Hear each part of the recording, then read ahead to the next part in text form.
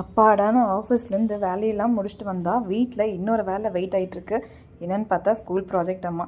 அந்த தமிழ் புக்கில் இருக்கிற மாதிரி யானையோட ஒலி எழுப்புறதுக்கு அந்த யானையோட தந்தம் இருக்கிற மாதிரி நம்ம ஒரு ஒரு கார்டில் செஞ்சு தரணும்.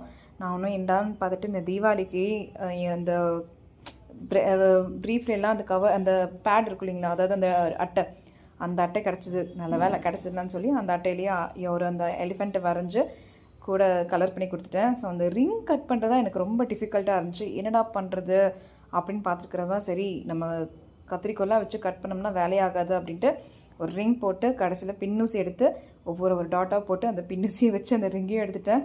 ஸோ அவுட்புட் ரொம்ப சூப்பராக வந்திருக்கு.